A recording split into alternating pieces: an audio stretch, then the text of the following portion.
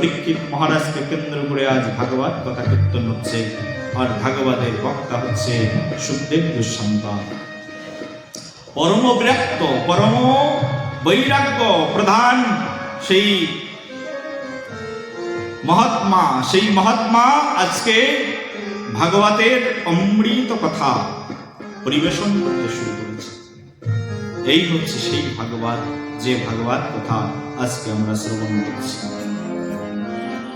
প্রায়শ সাধব লোকে পরিদ্বন্দ্বেষু যোজিতাঃ না বেতন্তি না রিষ্যন্তি অত্র আত্মগুণা আশ্রয়ঃ।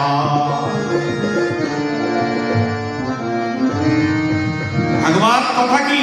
ভাগবত কথা হচ্ছে পরম তত্ত্বরস, যা আত্মপ্রবঞ্চকদেরকে আত্মহত্যা হতে রক্ষা করে আর আত্ম বলে বলিয়ন করে তাকে পরম প্রভুর সঙ্গে যুক্ত করে দেয়। সেই পরম তত্ত্ব রসামৃত কথা হচ্ছে এই ভাগবত মহাপুরাণ কথা। সুখদেব গোস্বামী পাদ আজকে সেই ভাগবতের অমৃত রসধারা বর্ণনা করে চলেছেন। ততশ্চ বং পৃচ্ছামিমং বিপ্রস্যে বিশ্রমো বিপ্রো ইতি কৃতিতয়া সর্বত্মনাং ম্রিয়ন্মনয়স্য কৃত্যং শুদ্ধং চা তত্র সমিষ্যে তত্ত্ববিযুক্তাঃ।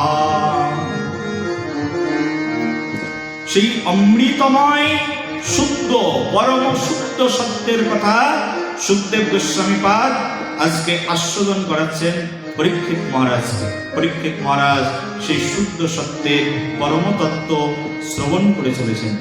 এই শ্রবণন্তে পরীক্ষিত মহারাজ পরম ধাম প্রাপ্ত হয়েছেন। ভাগবত শ্রবণ এমন 7 দিন ধরে ভাগবত শ্রবণ করলেন পরীক্ষিত মহারাজ, ক্ষুধা তৃষ্ণার কথা ভুলে গেলেন। আপনারা যদি প্রকৃতপক্ষে এখানে যারা বসেছেন ভাগবত কথা শ্রবণ করতে, যদি ভাগবত মন থেকে প্রাণ থেকে ভালোবাসা দিয়ে প্রেম দিয়ে শ্রবণ করেন, সত্যি সত্যি আপনাদেরও ক্ষুধা তৃষ্ণার কথা ভুলে যেতে হবে। ভাগবত এমন যে ভাগবত শ্রবণ করলে ক্ষুধা থাকে না, তৃষ্ণা থাকে না। ভাগবত শ্রবণ করলে ভাগবত শ্রবণকারী ভক্তের পরমধামে পরমগতি হয়ে যায়। কিন্তু একানিষ্ঠ চিত্তে ভাগবত শ্রবণ করা প্রয়োজন। সেই জন্য এই ভাগবত কথা কীর্তনের বিধান হচ্ছে 7 দিন। আমাদের রাস মন্দিরের কর্তৃপক্ষ 7 দিনের ভাগবত কথার আয়োজন করেছে। এরকম 7 দিনই ভাগবত কথা কীর্তন হয়। এই ভাগবত কথা কীর্তন 1 মাসও হতে পারে, 1 বছরও হতে পারে, তার জন্য কোনো প্রবলেম নেই। কিন্তু মূলত এই 7 দিন ভাগবত কথা কীর্তনের নিয়ম। পরীক্ষিত মহারাজ 7 দিন ভাগবত শ্রবণ করে পরম ধাম প্রাপ্ত হয়েছে। আমাদের ভাগবতের মধ্যেই, ভাগবত মহাপুরাণের মাহাত্ম্যের মধ্যেই বর্ণনা করা আছে গোকর্ণ মহারাজ, তিনি 7 দিন ধরে ভাগবত কথা শ্রবণ করিয়ে প্রেত আত্মাকে উদ্ধার করেছিলেন। 7 দিন, সেটাও ছিল 7 দিনের ভাগবত কথা। পরীক্ষিত মহারাজ এই যে ভাগবত কথা শ্রবণ করছেন, এই ভাগবত কথাটা হচ্ছে 7 দিনের ভাগবত কথা। সেই জন্য ভাগবত প্রসঙ্গটা 7 দিনেই করতে হবে। কিন্তু এই প্রসঙ্গের আগে অনেকও নিয়ম আছে, আমি আপনাদেরকে বলেছিলাম। সেই সকল নিয়ম আমাদেরকে অবশ্যই পালন করতে হবে। 7 দিন ধরে কেউ যদি ভাগবত কথা শ্রবণ করে, তার মন নিশ্চয় আত্মিকা ভক্তিতে প্রবিষ্ট হয়ে যায়। সেই জন্য শুধু ভক্তগণ, এই ভাগবত শ্রবণই এই কলিযুগের একমাত্র পাথেয়। ভাগবত ছাড়া কলিযুগের মানুষের আর বড় কোনো ঔষধ নেই। ভাগবত মহাপুরাণের মধ্যে একটি শ্লোকের মধ্যে বলছেন, কলিযুগের মানুষের জন্য মহা ঔষধ কি? দুটো শব্দ ভালো করে শুনবেন। একটা হচ্ছে মহা মন্ত্র আর একটা হচ্ছে মহা ঔষধ। কলিযুগের মানুষের জন্য ভগবান যা কিছু দিয়েছেন সব মহা জিনিসটাই দিয়েছেন। অন্য অন্য যুগে ভগবান মন্ত্র দিয়েছেন, কিন্তু কলিযুগের মানুষ এত পাপী যে মন্ত্রে কাজ হবে না, সেই জন্য কলিযুগের মানুষকে ভগবান মহামন্ত্র দিয়েছেন। অন্য অন্য যুগে ভগবান ঔষধ দিয়েছেন, কিন্তু কলিযুগে ভগবান মহা ঔষধ দিয়েছেন। কারণ রোগ যখন সিরিয়াস হয়ে যায় না, যখন একেবারে লাস্ট স্টেজে চলে যায়, মৃত্যুর দ্বার প্রান্তে চলে যায়, তখন সাধারণ নর্মাল ঔষধে কাজ হয় না, হাই পাওয়ার ডোজ দিতে হয় তাদেরকে, একেবারে পুরো অ্যান্টিবায়োটিক কড়া ঔষধ দিতে হয়, না হলে কিন্তু কাজ করে না। বুঝতে পেরেছেন আমার কথা? কলিযুগের মানুষ এত বড় পাপী যে কলিযুগের মানুষের জন্য ভাগবত মহাপুরাণ বলছেন, কলিযুগের মানুষের জন্য মহা ঔষধ নিয়ে আসলাম। আর কলিযুগের মানুষের কলিযুগের মানুষের মহা ঔষধটা কি? তো বলছে সেই কলিযুগের মানুষের মহা ঔষধের নাম হচ্ছে এই ভাগবত কথা। বলো ভগবান কি। কলিযুগের মানুষের মহা ঔষধ কি তাহলে? এই ভাগবত কথাই হচ্ছে কলিযুগের মানুষের একমাত্র মহা ঔষধ। এই কলিযুগের মানুষ একমাত্র মনকে একাগ্র করতে পারবে ভাগবত কথা যদি মন দিয়ে শ্রবণ করে। কিন্তু ভাগবত কথা শ্রবণ করতে হবে গো, যদি ভাগবত না শ্রবণ করো কোনো মঙ্গল হবে না। একাগ্র মনে। দেখো মানুষ এখন ভাগবত শ্রবণ করে না বলে মিউজিক সিস্টেম নিয়ে বসতে হয়, হ্যাঁ, শ্রবণ করে না বলে মানুষ। আমি তো বিভিন্ন জায়গায় ভাগবত কথা বলতে যাই, ভাগবত কথা বলতে গেলে কেউ কেউ বলে মহারাজ একটু কীর্তন হবে না? বলে কীর্তন কি করবে? বলে একটু কীর্তন করুন আর একটু নাচ গানের ব্যবস্থা করুন, নাচবো খুব করে। নেচে কি হবে? মনকে তো একাগ্র করো। মানুষ এত চঞ্চল যে তাদের চঞ্চলতাকে শান্ত করবার জন্য সেই জন্য মিউজিক সিস্টেম নিয়ে নাচ গানের ব্যবস্থা করতে হয়। কিন্তু ভাগবত কিন্তু এরকম নাচ গানের আসন নয়। মূল যে ভাগবত, সেই ভাগবত হচ্ছে একাগ্রতার আসন। একাগ্র চিত্তে ভাগবতকে শ্রবণ করতে হয়। প্রায় উপবাসনে কুশ আসনের উপরে বসে পরীক্ষিত মহারাজ শুনছেন, সবাই একাগ্র হয়ে একেবারে সমাহিত চিত্তে ভাগবত শ্রবণ করছে। যে বক্তা প্রথমে ভাগবত বলেছেন তারা নিত্য গানের আয়োজন করেননি, কিন্তু শিবজি ভাগবত বলেছেন অমরনাথে বসে, সেখানে কোনো নাচ গানের আয়োজন ছিল না, এরকম মিউজিক পার্টি ছিল না। একবারে নিরুম্ব ভাগবত, অমৃত ভাগবত, পীযূষ ধারা, শুধু কথা, ভাগবতের অমৃত ধারা। পরীক্ষিত মহারাজের ভাগবত, সুখদেব গোস্বামী পাদ যে ভাগবত বলেছেন, মিউজিক সিস্টেম ছিল না, শুধুই ভাগবত। কিন্তু কলিযুগের মানুষ এত বেশি চঞ্চল, একটু মিউজিক না নিয়ে বসলে কেউ শুনতেই চায় না, সেই জন্য মিউজিক নিয়ে বসতে হয়।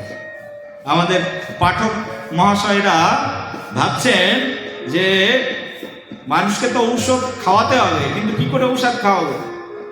শুধু ঔষধ তো মানুষ খেতে চায় না, ঔষধ তো একটু তিতো হয় না, বলে তিতো জিনিস খাবে কি করে?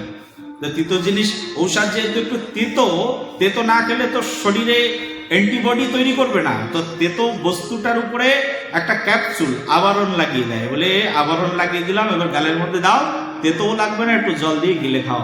বলো রাধে রাধে, প্রেম সে বলো। সেই জন্য মিউজিক নিয়ে বসতে হয়, বলে একটু আবরণ লাগিয়ে দিলাম, ক্যাপসুল বানিয়ে দিলাম, এখন খাও, ভালো লাগবে। সেই জন্য মিউজিক নিয়ে বসতে হয়, কিন্তু এটা শাস্ত্রীয় বিধান নয়। আমরা যেখানকার ভক্ত, যেখানে আমাদের ভক্তি জীবনের জন্ম, শ্রী বৃন্দাবন, রাধাকুণ্ড, এখানে মিউজিক অ্যালাউই নেই।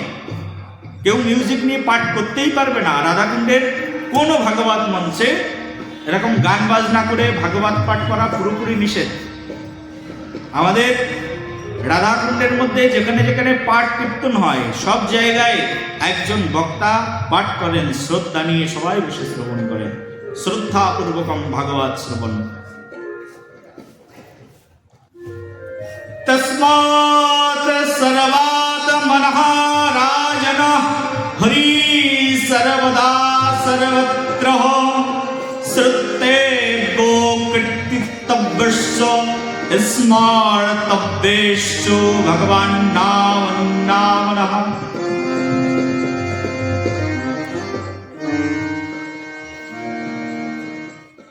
মানুষের একমাত্র কর্তব্য কি বলছে? শ্রোতব্যঃ, শ্রবণ করা। কীর্তিতব্যস্যঃ, কীর্তন করা।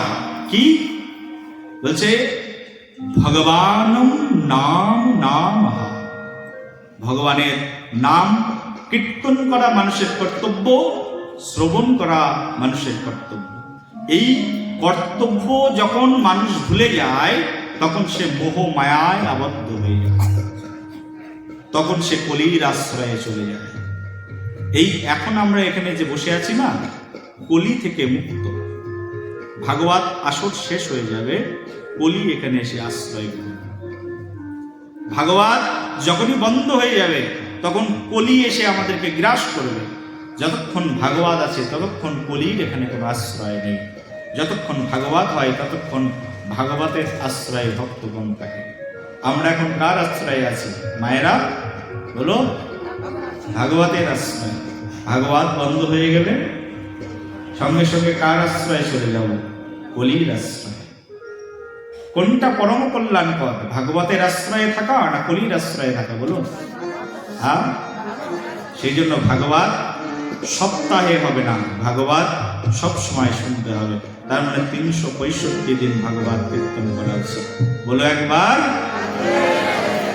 সেই জন্য আমাদের শাস্ত্রের মধ্যে বলছেন, শ্রীণতাম সকতা কৃষ্ণ পুনঃ শ্রবণ কীর্তনঃ। বুঝলে, ভাগবত শ্রবণ করবে সদা সর্বক্ষণ। ভাগবত শ্রবণ করলে কি হবে বলছে?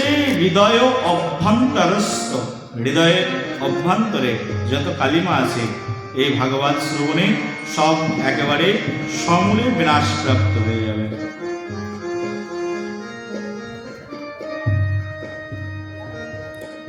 এই জন্য এই ভাগবত এমন করে শ্রবণ করতে হবে যে শ্রবণে আমাদের কল্মষ নাশ হয়ে যায়। কলিযুগের সবচেয়ে বড় অপরাধ যেটি, সেটি হচ্ছে কল্মষ, কালিমা, কলঙ্ক নষ্ট হয়ে যায় কেউ যদি ভাগবত শ্রবণ করে। ভাগবত শ্রবণ করে কেউ বাড়িতে গিয়ে যদি চিন্তন করে, তার মানে চিন্তা যদি করে, ওই যে বাবাজি মহারাজ ভাগবত বলেছেন, ভাগবতের প্রসঙ্গটা ছিল এমন, কেউ যদি ঘরের মধ্যে বসে বসে চিন্তাও করে, চিন্তনের সঙ্গে সঙ্গে তার হৃদয় শুদ্ধতা তৈরি হয় এবং চিন্তনের সঙ্গে সঙ্গে তার যে নেগেটিভ যে ঊর্জা সেটা নষ্ট হয়ে যায় এবং পজিটিভ বস্তুটা তার হৃদয়ের মধ্যে প্রকাশিত হয়ে যায়। সেই জন্য ভাগবত শ্রবণের সঙ্গে সঙ্গে ভাগবত চিন্তন। বলো ভগবান কি। এইভাবে পরীক্ষিত মহারাজ ভাগবত শ্রবণ করলেন।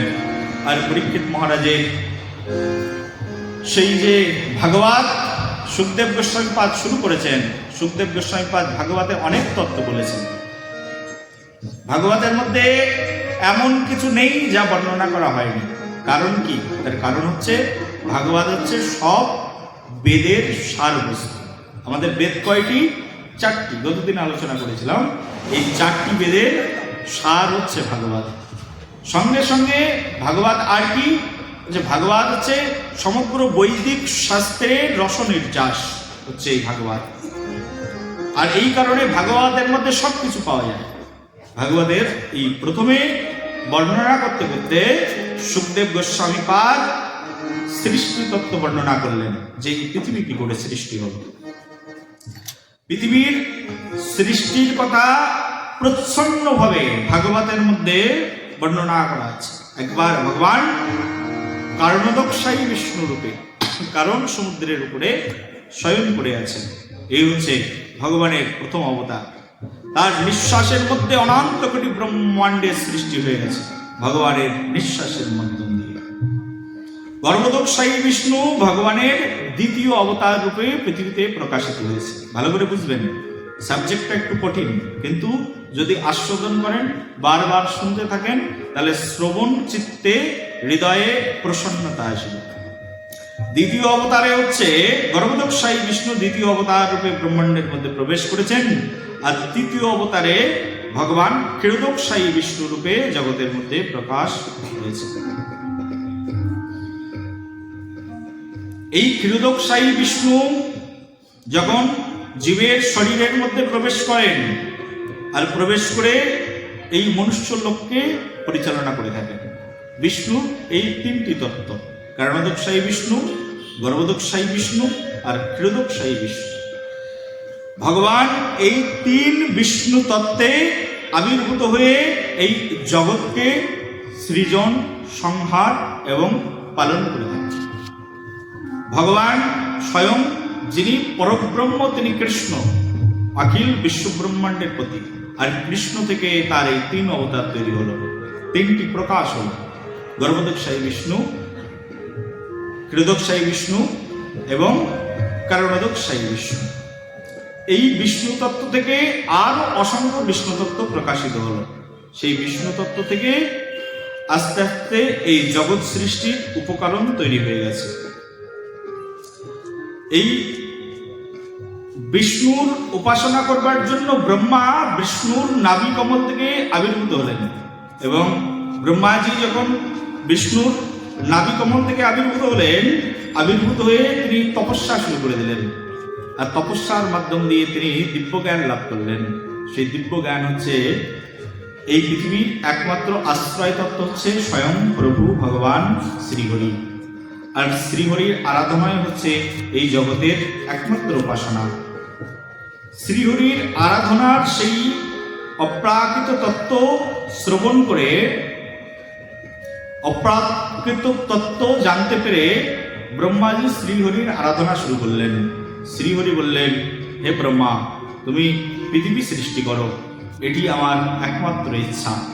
ভগবানের ইচ্ছায়, ভগবানের দেওয়া উপকরণে ব্রহ্মাজির সঙ্গে সঙ্গে তিনি যে পদ্মের উপরে বসেছিলেন, সেই পদ্মকে তিনি 14 ভাগে বিভক্ত করলেন। সঙ্গে সঙ্গে সেই 14 ভাগ বিভক্ত হয়ে তিনি ব্রহ্মাণ্ডের সৃষ্টি করলেন। আর সেই ব্রহ্মাণ্ড এমন করে তিনি পরিচালনা করলেন, সেই ব্রহ্মাণ্ডের মধ্যে প্রাণীকুলের উদ্ভাব করবার জন্য তিনি ভগবানের কাছে আবার প্রার্থনা শুরু করলেন। ভগবানের কাছে যখন 14 ভাগে বিভক্ত হয়ে গেল পৃথিবী, আর 14 ভাগে বিভক্ত হয়ে গেল সেই পদ্ম, আর সেই পদ্ম থেকে 14 ভুবন তৈরি হয়ে গেল। আর সেই 14 ভুবনের মধ্যে প্রাণ সংসারের জন্য ব্রহ্মাজি আবার নতুন করে প্রার্থনা শুরু করলেন। আর যখন প্রার্থনা শুরু করলেন, ভগবান শ্রীহরি তখন তার প্রার্থনার মাধ্যম দিয়ে তিনি তখন 24টি তত্ত্ব সৃষ্টি করে দিলেন। আর সেই 24 তত্ত্বে পৃথিবীর মধ্যে মানব সৃষ্টি হয়ে গেল। তার মধ্যে প্রথম তত্ত্বের নাম হচ্ছে মহত্তত্ত্ব, দ্বিতীয় তত্ত্বের নাম হচ্ছে অহংকার, তৃতীয় তত্ত্বের নাম হচ্ছে তন্মাত্র, চতুর্থ তত্ত্বের নাম হচ্ছে জ্ঞান, পঞ্চম তত্ত্বের নাম হচ্ছে মন, ষষ্ঠ তত্ত্বের নাম হচ্ছে অজ্ঞান অন্ধকার, সপ্তম তত্ত্ব স্থাবর। এইভাবে 24টি তত্ত্ব, আমরা এত বেশি বর্ণনা করছি না, সব ভাগবতের মধ্যেই লেখা রয়েছে। এইভাবে 24 তত্ত্ব সৃষ্টি করে দিলেন। সেই 24 তত্ত্বের মাধ্যম দিয়ে এই পৃথিবীতে প্রাণ সৃষ্টির উপকরণ তৈরি হলো। এবার ব্রহ্মাজি প্রথমে তার 4টি সন্তানকে তৈরি করলেন। তার মধ্যে একজনের নাম হচ্ছে সনক, সনন্দ, সনত কুমার আর সনাতন। এই 4টি পুত্র ব্রহ্মাজি তৈরি করলেন। ব্রহ্মা সৃষ্টি এই চতুষ্কুমারকে বললেন, তোমরা পৃথিবী সৃষ্টির কাজে মন দাও, কারণ এটাই ভগবান আমাকে আদেশ দিয়েছেন। বললেন, পৃথিবী তো সৃষ্টি করবো বাবা, তার আগে পৃথিবীটাকে বুঝতে তো দাও, এই পৃথিবীর সার কি। বললেন, পৃথিবীর সার কি আর পৃথিবী কি, এটা যদি বুঝতে চাও তাহলে ভগবানের আরাধনা করতে হবে। আর আমি আরাধনা করেই জানতে পেরেছি। 4 ভাই মিলে তখন তপস্যায় বসে গেলেন। তপস্যা করে বুঝে গেলেন এই পৃথিবীর সার হচ্ছে একমাত্র ভগবান শ্রীহরি। শ্রীহরি ভিন্ন এই পৃথিবীর আর কোনো অস্তিত্ব নেই। তখন এই 4 কুমার এসে বাবার কাছে বললেন, বাবা, তোমার কাছে একটা প্রার্থনা আছে। বলে, আমরা সাধনায় সিদ্ধি লাভ করেছি, আমাদেরকে বর দাও। বলে বেশ সুন্দর সাধনায় সিদ্ধি লাভ করেছে, এর চেয়ে বড় কথা আর কি হয়? বলি বর দাও। বলি বর? বলে কি বর চাও? বলি বাবা বর দাও, আমাদের বয়স জন্য 4 বছরের বেশি না হয়। সঙ্গে সঙ্গে ব্রহ্মাজি তথাস্তু বলে দিল। ছেলে এসে চেয়েছে, প্রার্থনা করেছে, না করলে কি হবে? সঙ্গে সঙ্গে তথাস্তু বলে দিয়েছে। আর সঙ্গে সঙ্গে 4 কুমার বললেন বাবা আমাদের বয়স তাহলে 4 বছরের বেশি কিন্তু কোনোদিন হবে না। ঠিক আছে বলেই জিহ্বায় কামড় দিয়েছে, না আরে কি বর দিলাম, 4 বছরের বেশি হবে না মানে এ বর কেন চাইলেন? বলে বাবা আমরা তপস্যা করে বুঝতে পেরেছি এই জগতের একমাত্র সার হচ্ছে স্বয়ং ভগবান, সেই জন্য আমরা 4 বছরের বাচ্চা থাকতে চাই। যদি আমাদের বয়স বেড়ে যায় তাহলে তো তুমি আমাদেরকে বিয়ে দিয়ে দেবে আর আমাদেরকে সংসারী করে দেবে, আমরা সংসার করতে চাই। এই 4 ভাই চতুষ্কুমার হয়ে থাকলেন। এখনো পর্যন্ত 2026 সাল, এখন এই 26 সালে এখনো চতুষ্কুমার বিয়ে করেননি। প্রেম সে বলো বলো একবার। এই বছরের পর বছর কত মানুষের বিয়ে হয়, কত মানুষ মরে যায়, চতুষ্কুমার মরেও না, বিয়েও করে না। বলো রাধে। ভাগবত শ্রবণ করে অমর হয়ে গেছেন। চতুষ্কুমার এখনো পর্যন্ত অবিবাহিত রয়েছেন। কত মানুষ বিয়ে করে নাতিপুতি জন্ম দিয়ে, কত বংশ প্রোডাকশন দিয়ে কোথায় চলে গেছে ঠিক নেই, কিন্তু চতুষ্কুমার এখনো পর্যন্ত অবিবাহিত রয়েছে। ব্রহ্মাজির কাছ থেকে এই বর নিয়ে নিয়েছেন। ব্রহ্মা দেখলেন আর এক বিপদ, কি করা যায়? ব্রহ্মা ভাবতে ভাবতে ভাবতে ভাবতে তখন তিনি রুদ্রদেবের সৃষ্টি করলেন, শিবজি সৃষ্টি করলেন তার শ্বাস দিয়ে। আর রুদ্রদেবকে বললেন তুমি সৃষ্টি করো। আর শিবজি যখন আবির্ভূত হলেন, শিবজি এমন সৃষ্টি করলেন, চারিদিকে দেব দানব যক্ষ কিন্নর এইসব সর্প ইত্যাদি সৃষ্টি করতে থাকলেন। ব্রহ্মা বলেন থামো থামো, তোমার সৃষ্টি করতে হবে না, কি করছো তুমি? তখন সৃষ্টি উল্টো পাল্টা করতে থাকলেন রুদ্রজি। আর এইভাবে যখন সৃষ্টি করতে পারছেন না, তখন শিবকে বললেন তুমি যাও, তুমি গিয়ে এখন তপস্যায় লেগে যাও, তোমার সৃষ্টি করতে হবে। শিবজি তখন তপস্যায় লেগে গেলেন।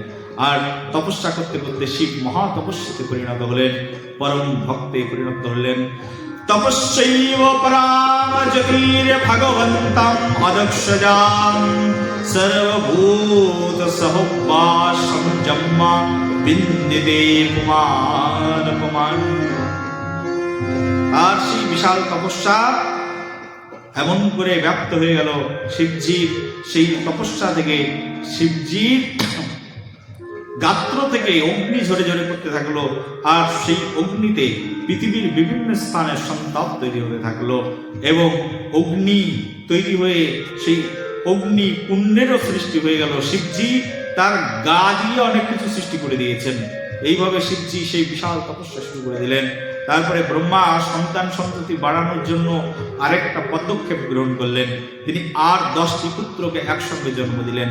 সেই 10টি পুত্রের নাম হচ্ছে, একজনের নাম মারিচি, একজনের নাম অত্রি, অস্থিরা, পুলঙ্গ, পুলহ, ক্রতু, ভৃগ, বশিষ্ঠ আর দক্ষ, আর শেষ পুত্র নারদ। এই 10টা পুত্রকে একসঙ্গে জন্ম দিয়েছে। এই 10 পুত্রকে জন্ম দেওয়ার পরে এই 10 পুত্র অরিজিনাল তত্ত্ব জানবার পরে তারাও কেউ বিয়ে করতে চায় না। তার মধ্যে তো নারদ একেবারে পুরোপুরি বুঝে গেছেন, বড় ভাইদের সঙ্গে সঙ্গে নারদও গিয়ে যোগদান করেছেন। এক সময় ব্রহ্মা চিন্তা করলেন এইভাবে তো আর পৃথিবী সৃষ্টি করা যাবে না।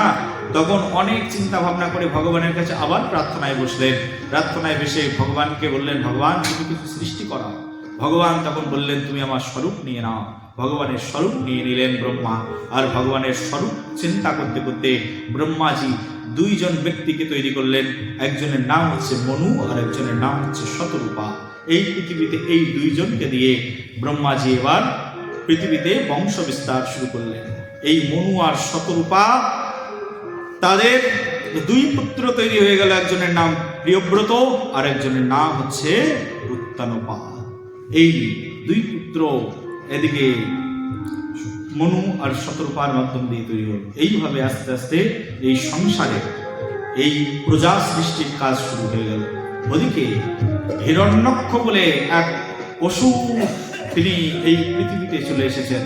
যখন প্রজা সৃষ্টি হয়েছে তখন সেই প্রজারা থাকবে কোথায়? চারিদিকে জল। বেদ বলছে অপ এবং সসর জাদু, চারিদিকে জল, জলমগ্ন পৃথিবী। জলমগ্ন পৃথিবীর মধ্যে প্রজা পালন হবে কি করে? জলের মধ্যে তো থাকা যায় না। তখন ব্রহ্মাজি জলের মধ্যে কি করে প্রজাকে পালন করবে, এই কথা ভাবতে ভাবতে ভগবান বিষ্ণুর কাছে প্রার্থনা নিবেদন করলেন। স্বয়ং বিষ্ণু তখন ব্রহ্মার নাকের মধ্য থেকে বরাহ রূপ ধারণ করে বেরিয়ে এসছেন। আর বরাহ রূপ ধারণ করে বেরিয়ে এসছেন, বেরিয়ে এসে পৃথিবীকে খুঁজছেন, কোথায় পৃথিবী, কোথায় পৃথিবী। আর পৃথিবী খণ্ড বিখণ্ড হয়ে বিভিন্ন স্থানে সেই পৃথিবীকে একত্রিত করে হিরণ্যাক্ষ নামে এক অসুর একেবারে পরায়ত্ত করে বসে রয়েছেন পৃথিবীর উপরে রাজত্ব করবার জন্য। বরাহ অবতার ধারণ করে ভগবান সেই হিরণ্যাক্ষকে বধ করে দিলেন। আর হিরণ্যাক্ষ যখন বধ হয়ে গেল, হিরণ্যাক্ষের কাছ থেকে সেই পৃথিবীকে উদ্ধার করে ভগবান বললেন, আমি পৃথিবীকে আমার পৃষ্ঠের উপরে প্রতিস্থাপন করছি, নাও এখন এই পৃথিবীর উপরে তুমি তোমার সন্তানদেরকে প্রতিপালন করো। আর সেই পৃষ্ঠের উপরে ভগবান কচ্ছপের রূপ ধারণ করে সমগ্র পৃথিবীকে তার পৃষ্ঠের উপরে ধারণ করলেন। আর সেই পৃথিবীর উপরে এবার প্রজার মানুষের বিস্তার শুরু হলো। সেই মানুষের বিস্তারের মধ্যে এই যে দুই পুত্র প্রিয়ব্রত আর উত্তানপাদ, এই প্রিয়ব্রত আর উত্তানপাদের মধ্যে প্রিয়ব্রত এমনই ধার্মিক ছিলেন যে প্রিয়ব্রত বললেন, আমি আর এই জগৎ সংসারে কোনো কর্মই করব না। বলে কি কর্ম করবে না?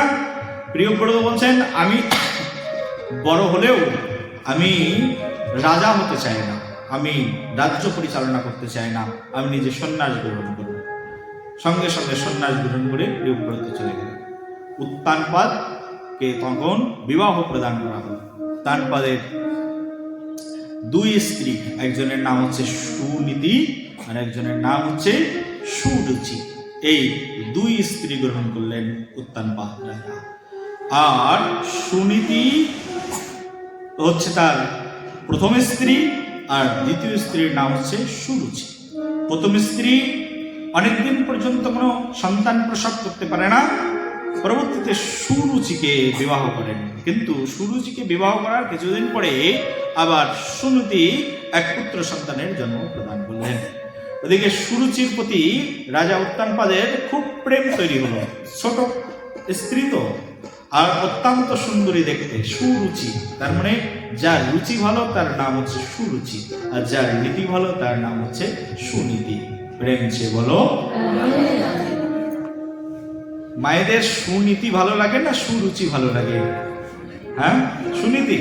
যাদের সুনীতি ভালো লাগে তাদেরকেও ধন্যবাদ, আর যাদের সুরুচি ভালো লাগে তাদেরকেও ধন্যবাদ। প্রেম সে বলো। এই দুই স্ত্রী, একজনের নাম হচ্ছে সুনীতি, একজনের নাম কি সুরুচি। সুরুচির একটা ছেলে, আবার ওদিকে সুনীতির আর একটা ছেলে।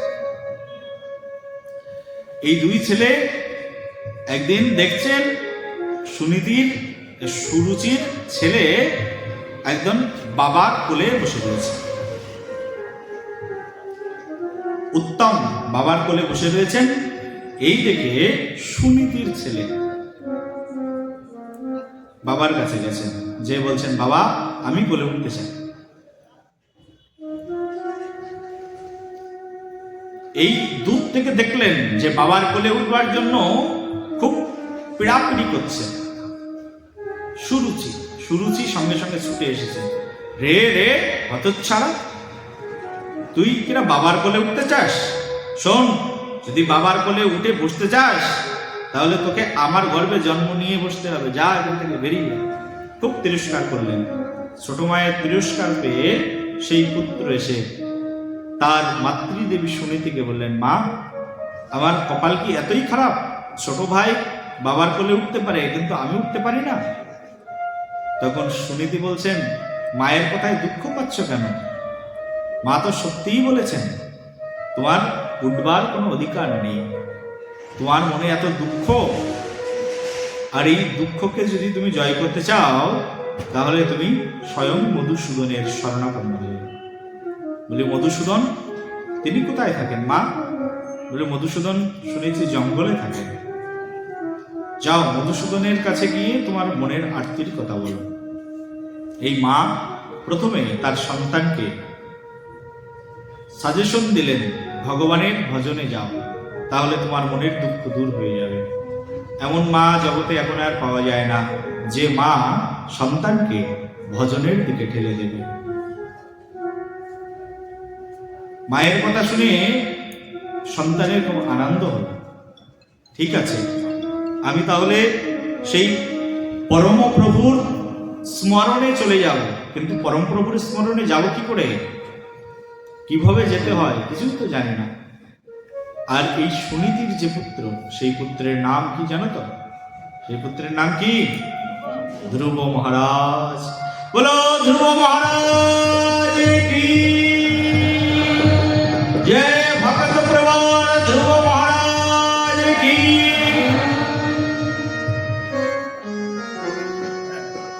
এই ধ্রুব মহারাজ কে তার মা সুন্দর করে সাজিয়ে দিলেন, যাও জঙ্গলে গেলে ভগবানকে পাবে। কারণ শুনেছি যত রাজর্ষিগণ আছেন তারা রাজকার্য পরিত্যাগ করে জঙ্গলে যান, কারণ জঙ্গলে গিয়ে সাধনা করতে হয়। তুমি সাধনা করো, ভগবানকে পেলে আর দুঃখ থাকে না। ধ্রুব মহারাজ মাতৃ আজ্ঞা নিয়ে মায়ের আশীর্বাদকে মস্তকে ধারণ করে জঙ্গলের মধ্যে প্রবেশ করলেন। আর যখন জঙ্গলের মধ্যে গেলেন,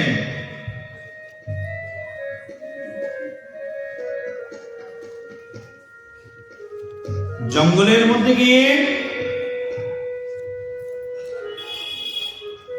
ভগবানকে খুঁজছেন ধ্রুব মহারাজ।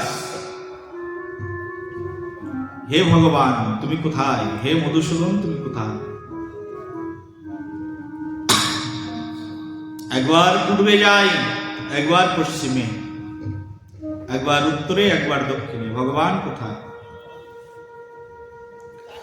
কিন্তু ভগবানকে খুঁজে পাচ্ছেন না। ধ্রুব মহারাজের আরতি, ভগবান দেখা দাও বলে।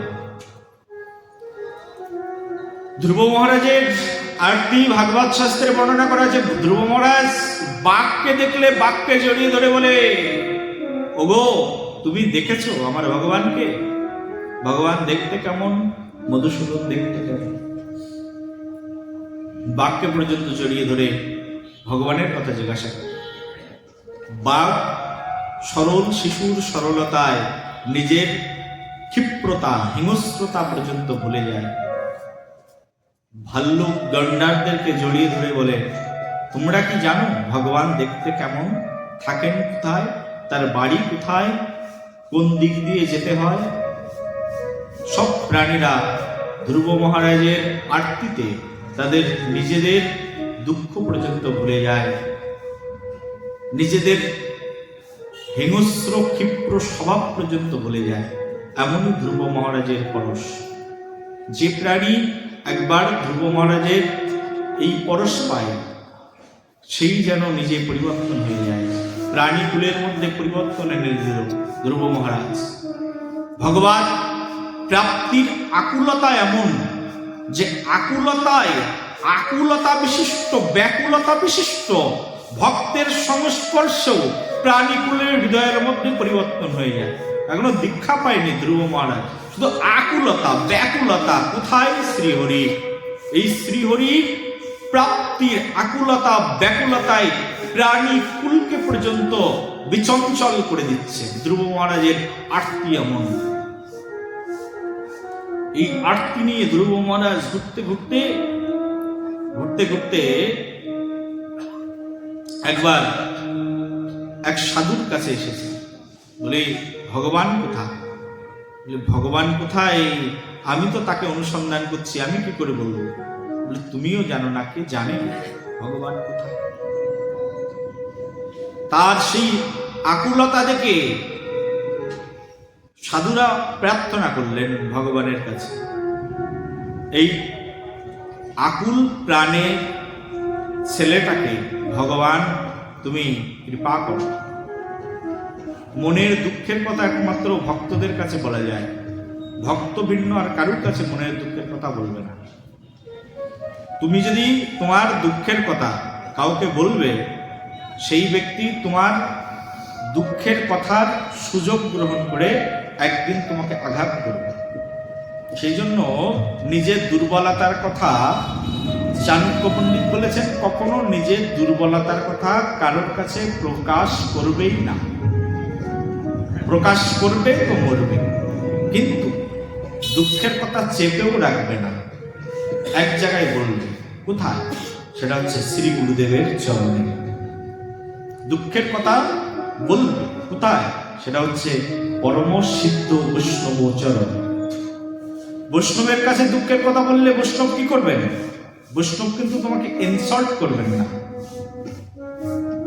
বৈষ্ণবের কাছে তুমি যদি তোমার দুঃখের কথা জানাও, বৈষ্ণব তোমার দুঃখের কথাটি ভগবানের কাছে নিবেদন করে দেবে।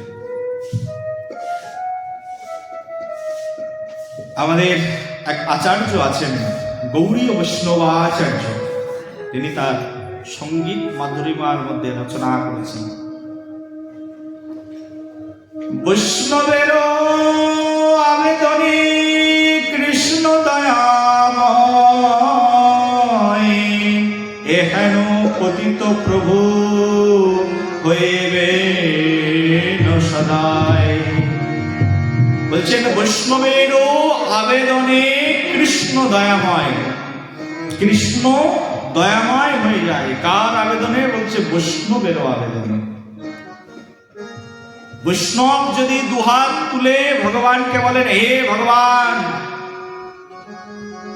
একা একা ভগবানকে ডাকো, হে ভগবান, হে কৃষ্ণ দর্শন দাও, হে গিরিধারী লাল কৃপা করো। তোমার একার প্রার্থনা হয়তো গিরিধারী লাল নাও শুনতে পারে, কিন্তু সবাই মিলে একবার ডাকো,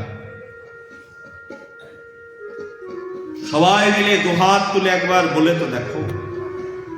একজনের আবেদন ভগবান ফিরিয়ে দিতে পারে, কিন্তু সবাই মিলে যদি আবেদন করে, বৈষ্ণবগণ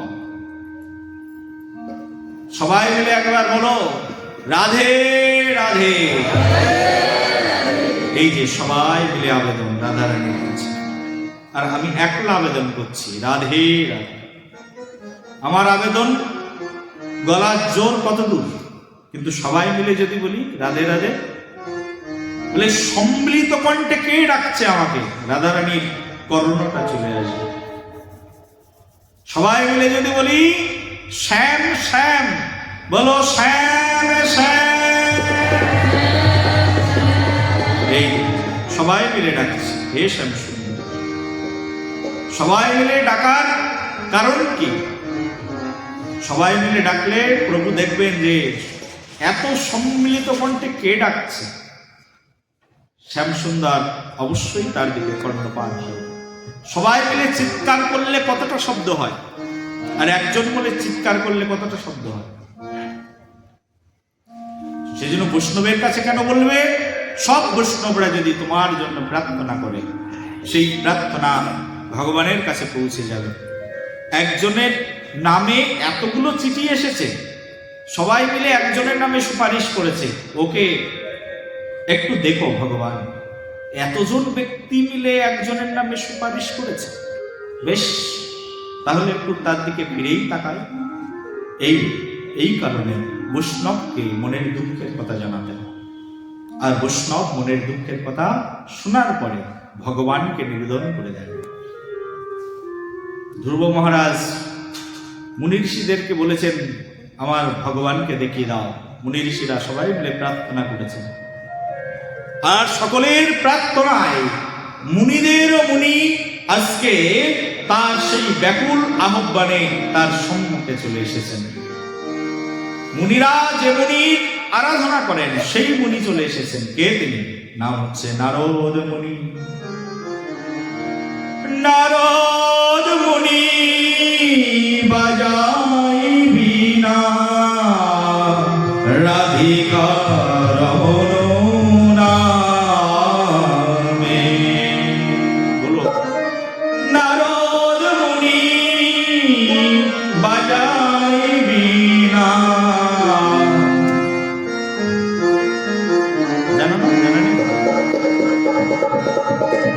নতুন গায়ক তো জানা নেই,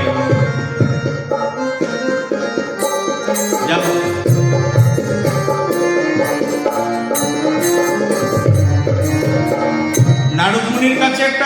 আছে, নাম হচ্ছে নারদ মুনি হাতে একটা বীণা ধারণ করে, আর সেই বীণায় যে নাম কীর্তন হয় সেটা হচ্ছে রাধিকা রমণ। কি নাম? রাধিকা রমণ। আমরা এতদিন জানতাম নারদ মুনি শুধু নারায়ণ নাম কীর্তন করে। কি নাম? নারায়ণ নারায়ণ নারায়ণ নারায়ণ। কিন্তু নারদ মুনি নারায়ণের নাম কীর্তন করলো। নারদ মুনি যখন গোলকে অবস্থান গ্রহণ করেন তখন তার নারায়ণ নাম আর চলে না। গোলক বৈকুণ্ঠের দরজায় নারায়ণের নাম রেখে তাকে প্রবেশ করতে হয়। বৈকুণ্ঠের দরজায় পুরো তার যত যন্ত্রপাতি আছে সব জমা দিয়ে তারপরে রাধারানীর কক্ষে প্রবেশ করে। আর রাধারানীর কাছে যখন নারদ মুনি যান তখন নারায়ণের কোনো স্তব স্তুতি হয় না। নারায়ণের স্তব স্তুতি বৈকুণ্ঠ পর্যন্ত, তার উপরে গোলক। আর এই গোলকে যেতে গেলে নারদ মুনিকে যে নাম কীর্তন করতে হয় সেই নামের নাম হচ্ছে রাধিকা রমণ নাম। জয় জয় রাধা রমণ হরি বল, জয় জয় রাধা রমণ হরি বল।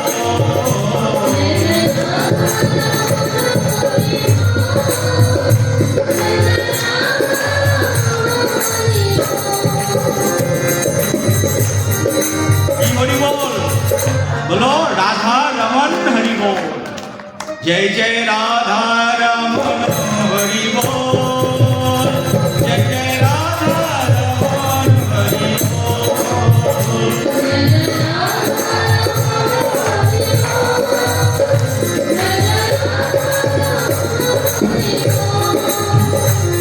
বলি বল হরি বল, হরি হরি হরি বল,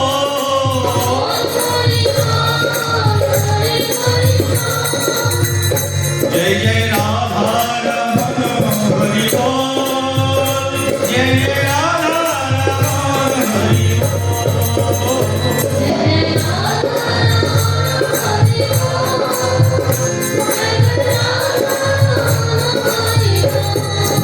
বলো রাধা রমণ লাল কি। নারদ মুনি বাজায় বীণা রাধিকা রমণ নামে, ওর নাম অমনি উদিত হয় ভক্ত গীত স্বামী। আচার্যপাদ বলছে ও নাম অমনি উদিত হয় ভক্ত গীত স্বামী। ভক্তের গীত শাম সমান উদিত হয়ে যায় রাধিকা রমণ নাম। এই নারদ মুনি এসে উপস্থিত হয়েছেন। ভগবান বলছে নারদ যাও, আমার ভক্তের ব্যাকুলতা সহ্য করতে পারছি। কখনো কখনো শিষ্য এত ব্যাকুল হয়ে যায় ভগবানকে পাওয়ার জন্য, ভক্ত এত ব্যাকুল হয়ে যায়, ভগবান বলেন যাও যাও। গুরুদেব ভগবান নিজেই পাঠিয়ে দেন, যাও তুমি গুরু রূপে গিয়ে ওর কর্ণে মন্ত্র দিয়ে এসো। যতক্ষণ পর্যন্ত তুমি মন্ত্র না দেবে, মন্ত্রের দৃশ্যতা না আসলে ভগবানকে দর্শন করা যায় না। সেই জন্য ভগবান নারদ মুনিকে পাঠিয়ে দিয়েছেন, যাও নারদ তুমি গিয়ে ধ্রুবকে দেখা দাও। ধ্রুবের সামনে নারদ মুনি এসেছেন, গুরুদেব এসেছেন। গুরুদেব এসে বলছেন এই তুমি ভগবানকে খুঁজছো? বলে হ্যাঁ। বলে ভগবানকে ভজন করতে গেলে তো মন্ত্র চাই, মন্ত্র ছাড়া ভগবানকে ডাকবে কি করে? ভগবানকে মন্ত্র দিয়ে না ডাকলে ভগবান আসে না। বলি এত ব্যাকুলতা এত আকুলতা এর মধ্যে ভগবান আসে না? বলে আকুলতা ব্যাকুলতায় ভগবান পাগল হয়ে যায় তাকে দর্শন দেওয়ার জন্য, কিন্তু যতক্ষণ পর্যন্ত গুরু মন্ত্র কর্ণের মধ্যে না যায় ততক্ষণ ভগবান নিজে বাধা আসতে পারেন না। বলো একবার। দীক্ষা কেন নিতে হয়? এই কারণে দীক্ষা নিতে হয়। বলি যে কোনো জায়গা থেকে দীক্ষা নিলেও কিন্তু আবার ভগবান আসেন। ভগবানকে লাভ করতে চাও, কৃষ্ণকে লাভ করতে চাও, তাহলে কৃষ্ণ মন্ত্রেই তোমাকে দীক্ষা নিতে হবে। প্রেম সে বলো। বলে আমি কৃষ্ণকে লাভ করতে চাই না, আমি মা কালীকে লাভ করতে চাই। বলি কৃষ্ণ মন্ত্র জপ করে মা কালীকে পাওয়া যায় না। মা কালীকে লাভ করতে চাইলে রামকৃষ্ণ মিশনে চলে যাও, আর ওখান থেকে গিয়ে মন্ত্র নিয়ে এসো, মা কালীকে লাভ করো। প্রেম সে বলো। বলে আমি মা কালীকেও লাভ করতে চাই না, আমি গণপতিকে লাভ করতে চাই, গণেশকে লাভ করতে চাই। বলি গণেশকে যদি লাভ করতে চাও তাহলে কালী মন্ত্র জপ করলে গণেশকে লাভ করা যাবে না। গণেশকে লাভ করতে গেলে গণপতির মন্ত্র আছে, সেই মন্ত্র জপ করে তোমাকে গণেশকে লাভ করতে হবে। তাহলে গণপতি মন্ত্রে তুমি দীক্ষা নিও, গানতত্ত্ব উপাসনা করো, তাহলে তুমি গণেশকে লাভ করতে পারবে। বলি আমি এসব কিছু লাভ করতে চাই না, আমি শিবকে লাভ করতে চাই। বলি শিবকে লাভ করতে গেলে কৃষ্ণ মন্ত্র জপ করলেও শিবকে লাভ করা যায় না। শিবকে লাভ করতে গেলে শৈব মন্ত্র জপ করতে হয়, শৈব উপাসনা করতে হয়। যাও শৈব উপাসকের কাছে গিয়ে মন্ত্র নাও, তাহলে তুমি শিবকে লাভ করতে পারো। এখন আপনারা ডিসাইড করুন কে কাকে লাভ করতে চান। যদি কৃষ্ণকে লাভ করতে চান তাহলে একজন সৎ গুরুদেবের কাছ থেকে কৃষ্ণ মন্ত্র গ্রহণ করতে হয়। আবার গুরুদেবের মধ্যে আবার সৎ গুরু লাগানো আছে, যে কোনো গুরু নয়। বলি কেন? হাটে মাঠে বাজারে কত গুরু পাওয়া যায়, একজন গুরু ধরলেই তো হবে। বলি যে কোনো গুরুদেব ধরলে আবার কৃষ্ণকে লাভ করা যায় না। কৃষ্ণকে লাভ করতে গেলে একজন সৎ গুরুদেব প্রয়োজন। সৎ গুরুদেব কাকে বলে? বলি যে গুরুদেবের লোভ নেই, নিরহংকারী, যার ভিতরে মান অভিমান নেই, শূন্য। যে গুরুদেব মার খেয়ে হরিনাম বিতরণ করে, তিনি হচ্ছেন সৎ গুরুদেব। যে গুরুদেব নিষ্কলঙ্ক, যে গুরুদেব তার দেহ মান অভিমান শূন্য, সর্বস্ব কৃষ্ণ চরণে সমর্পণ করে দিয়েছেন, কৃষ্ণ জ্ঞান ছাড়া অন্য কোনো জ্ঞান নেই, কৃষ্ণের সংসারকে নিয়ে চিন্তা করেন, নিজের কোনো সংসার নেই, সেই গুরুদেবই হচ্ছে সদ্গুরুদেব। আর সদ্গুরুদেব, একজন সদ্গুরুদেব গুরু পরম্পরা ধারায় থাকেন। তিনি একটা পরম্পরার সঙ্গে যুক্ত, একটা সিদ্ধান্তের সঙ্গে যুক্ত। এই সিদ্ধান্ত রত্ন মেনে যিনি থাকেন তাকে বলে সদ্গুরুদেব। এই সদ্গুরুদেবের কাছ থেকে দীক্ষা গ্রহণ করতে হয়। ভগবান ধ্রুবের আকুলতায় ব্যাকুলতায় সদ্গুরুদেব সামনে পাঠিয়ে দিয়েছেন, আর সেই সদ্গুরুদেবের নাম হচ্ছে, কি নাম? হলো নারদ মুনি। নারদ মুনি তখন সঙ্গে সঙ্গে কর্ণের মধ্যে মন্ত্র দিয়ে দিলেন, ধ্রুব এই মন্ত্র জপ কর। ধ্রুব মহারাজ সেই মন্ত্র জপ শুরু করলেন। আর ধ্রুব মহারাজের সেই জপ কেমন? প্রথম তিনি কিছু না খেয়েই জপ করতেন। তার মানে এক বেলা আহার করে জপ করতেন। পরে 3 দিন অন্তর খেতেন। 3 দিন অন্তর খেতে খেতে কিছুদিন পরে তিনি 5 দিন অন্তর খেতে শুরু করলেন। তারপরে 9 দিন অন্তর খেতে শুরু করলেন। এইভাবে তিনি সামান্য ফলমূল খেয়ে জীবনযাপন করতে থাকলেন। ফলমূল খেতে খেতে এখন 6 মাস পরে একদিন করে জল খেয়ে থাকতে শুরু করলেন। এইভাবে ধ্রুব মহারাজ জল খাওয়া বন্ধ করে দিলেন। এবার 6 মাসে একবার তিনি শ্বাস নিয়ে দেহের মধ্যে ঢুকিয়ে রাখতে শুরু করলেন। এইভাবে তিনি নিয়ন্ত্রণ করে সেই গুরুদেবের দেওয়া মন্ত্রকে জপ করতে শুরু করলেন। এই জপ করতে একদিন স্বয়ং পরব্রহ্ম পরমনাথ তার সম্মুখে এসে উপস্থিত হয়ে গেলেন। অধরা মহাজলিনাম প্রধান পুরুষেশ্বরাম ব্রহ্মোধরায় নমস্ত্রায় লোকশ্চোকম্পি পরে। স্বয়ং ভগবান একদিন অধরম, যাকে ধরা যায় না, যাকে চিন্তা করা যায় না, সেই পরব্রহ্ম পরমনাথ পরম পুরুষ ভগবান একদিন কৃপা করে ধ্রুব মহারাজের সম্মুখে এসে অবস্থান গ্রহণ করলেন। ধ্রুব মহারাজকে ভগবান বলছেন, হে ধ্রুব, আমি তোমার সম্মুখে এসেছি, কি চাইবে চেয়ে নাও, তোমার মনোভীষ্ট পূরণ করে দেব। ধ্রুব মহারাজ বলছেন, হে ভগবান, তোমাকে পেয়েছি, আর কি চাই? ততো গন্তস্যি মম স্থানম সর্বলোক নমস্কৃতম উপরি দৃষ্টামীশ্বতম ইয়াত নরবর্তকে গাতঃ। হে ধ্রুব, আমি তোমাকে পৃথিবীর সর্বশ্রেষ্ঠ লোক দিয়ে দেবো, এই পৃথিবীর সর্বশ্রেষ্ঠ রাজা বানিয়ে দেবো তোমাকে, কারণ তুমি রাজা হওয়ার জন্য প্রার্থনা করেছিলে। ভগবান একথা বলতেই ধ্রুব মহারাজ বলছেন, হে ভগবান, আমি কাচের দণ্ড খুঁজছিলাম, আর কাচের দণ্ড খুঁজতে খুঁজতে আজ হীরার দণ্ড পেয়েছি, হীরকখণ্ড পেয়েছি। কাঁচের দণ্ড খুঁজতে খুঁজতে আজ হীরকখণ্ডকে পেয়েছি। আজ হীরা পাওয়ার পরে আমি যদি কাঁচকে নিয়ে পড়ে থাকি তাহলে লোক আমাকে মূর্খ বলবে না? ও হো, বড় বুদ্ধি হয়েছে তোমার। ধ্রুব মহারাজ তো কিছু বলতেই পারছিলেন না, স্তব কি করে করতে হবে, ছোট্ট বাচ্চা তো। ধ্রুব মহারাজ কিছু বলতে চায়, বুক ফোটে তো মুখ ফোটে না। ভগবান তার শঙ্খটাকে ধ্রুব মহারাজের মস্তকের উপরে যে স্পর্শ করেছেন, সেই শঙ্খের স্পর্শে ধ্রুব মহারাজ বলতে শুরু করেছে। শঙ্খ সাধারণ বস্তু নয়, সনাতন ধর্মের শঙ্খই আমাদের জ্ঞানের প্রতীক। যেখানে শঙ্খ না থাকবে সেখানে জ্ঞান বন্ধ হয়ে যাবে। মন্দিরের শঙ্খটা সেই জন্য সবসময় উপরের দিকে রাখতে হয়, যেন জ্ঞান কোষটা উন্মিলিত থাকে। দেখবেন যারা বুঝাশোনা পূজারী আছে না, তারা শঙ্খটাকে এরকম উপরের দিকে রাখে। শঙ্খের মুখটা সবসময় উপরের দিকে রাখা যায়। শঙ্খের মুখটা যদি এইরকম রাখেন, তার মানে শঙ্খের যে মুখটা আছে, মুখটা যদি এইরকম থাকে, তাহলে আপনার ঘরে কখনো কোনো দিনের জন্য ধনে পরিপূর্ণ থাকবে না, ধনহীন হয়ে যাবেন, আস্তে আস্তে শ্রীহীন হয়ে যাবেন।